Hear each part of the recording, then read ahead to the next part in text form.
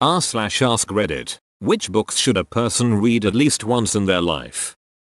The Man Who Mistook His Wife for a Hat by Oliver Sacks. No, seriously, it's a non-fiction journal-style book about a psychiatrist, neurologist, and how he dealt with the different problems, illnesses and issues, and in turn how the patients have been able to adapt and overcome the obstacles. It's very moving.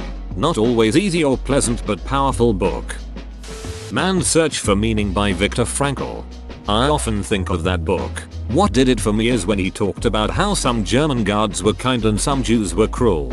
So while he saw that circumstance is what drove most people most of the time, he strongly believed that you can choose, if you try hard, to act differently than circumstances demand you act. He says it a lot better than me though. Strong to dead recommend. Man, what a duality. Seeing cruelty from those you love the most, and seeing kindness from the most heinous of villains. The Count of Monte Cristo. It is full of strong emotions, and makes you question what is justice. The Importance of Being Earnest by Oscar Wilde. Reading plays is a great experience, plus this one is hilarious. To lose one parent, Mr. Worthing, may be regarded as a misfortune. To lose both looks like carelessness. 35 is a very attractive age. London society is full of women of the very highest birth who have, of their own free choice, remained 35 for years. Catch 22. Hilarious. Depressing. Couldn't put it down. You must learn Snowden's secret. The Little Prince by Antoine de Saint-Exupéry. Very short book, but I believe everyone should read this at least once, especially adults.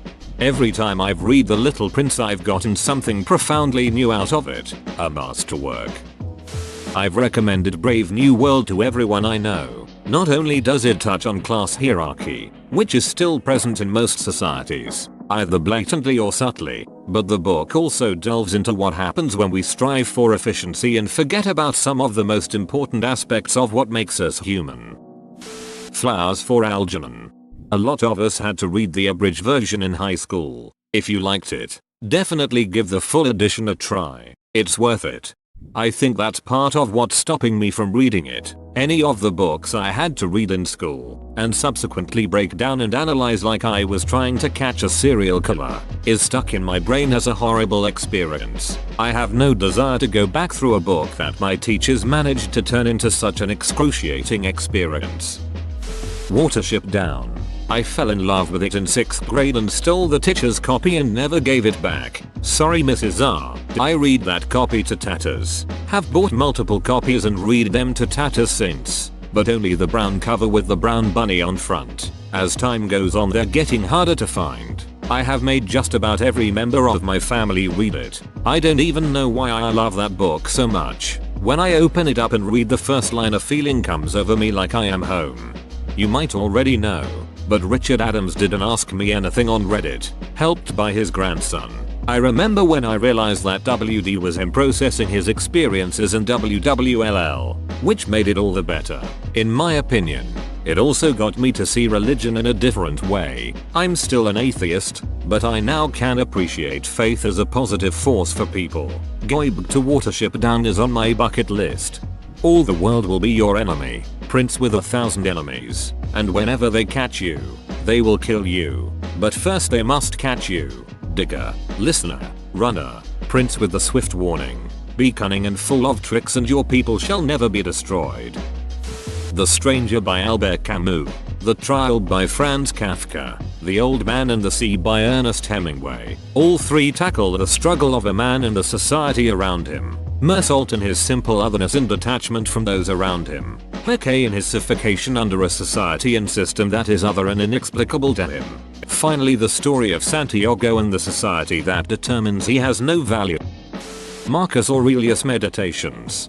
Begin the morning by saying to thyself, I shall meet with the busybody, the ungrateful, arrogant, deceitful, envious, unsocial. All these things happen to them by reason of their ignorance of what is good and evil. Great stuff. I cannot stress this enough. Get the Gregory Hayes translation.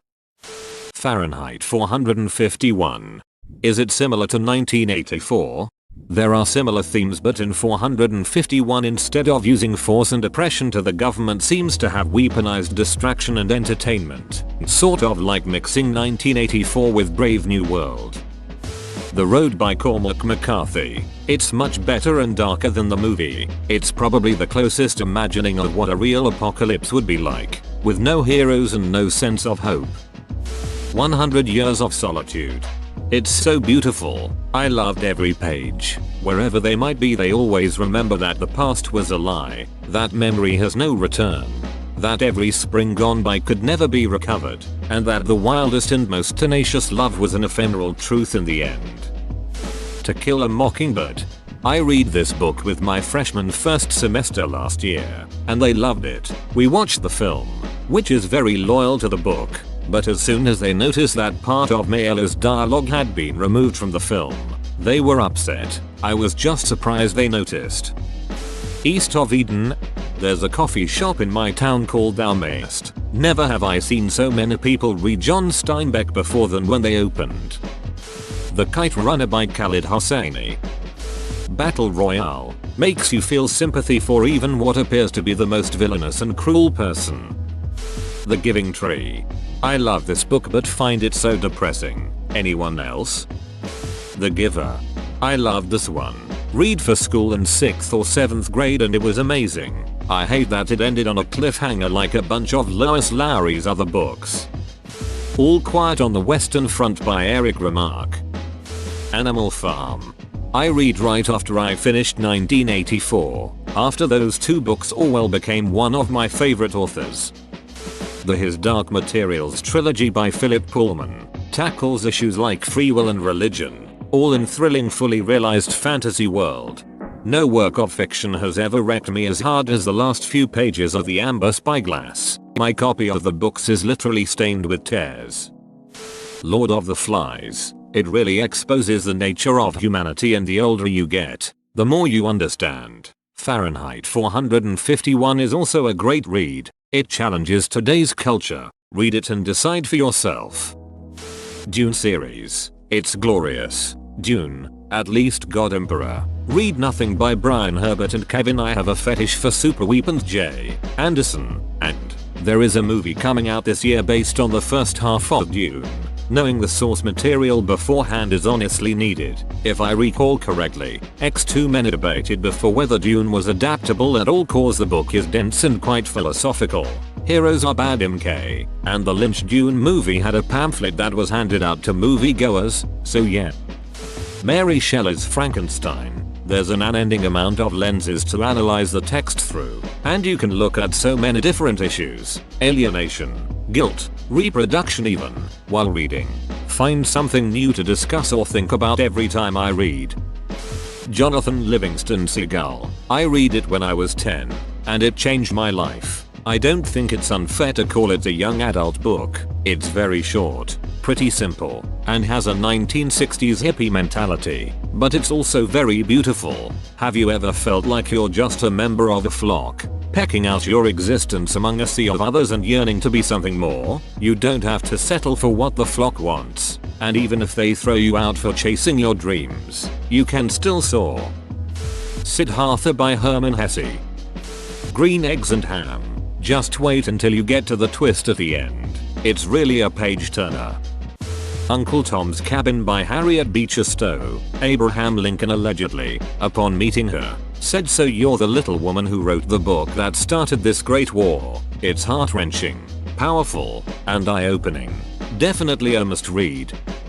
Umberto Eco's The Name of the Rose. It's a murder mystery set in an Italian monastery in 1327. It's dense with historical information and over 500 pages long, and yet it manages to be a page turner for easily 80% of the book. The remaining 20% is historically interesting if you're into that kind of thing, but can be skipped without losing much in terms of the plot. I'm on my 6th or 7th reread of it right now, and it never gets old. Pride and Prejudice. The Bell Jar. The Sun Also Rises. The Stranger. They all depress the hell out of me in different ways, so they're not frequent rereads. Life of Pi. Never seen the movie, but the book was amazing. This'll get buried but don't care. The Master and Margarita is a true work of art. Fascinating and tragic author history as well. The Perks of Being a Wallflower. One of those books that just captures the overall feeling of being an adolescent while also dealing with mature themes such as rape and mental health. I don't necessarily know if it belongs on this list, but I will never stop recommending Invisible Monsters by Chuck Palahniuk. There's actually a book for this question. 1000 books to read before I die.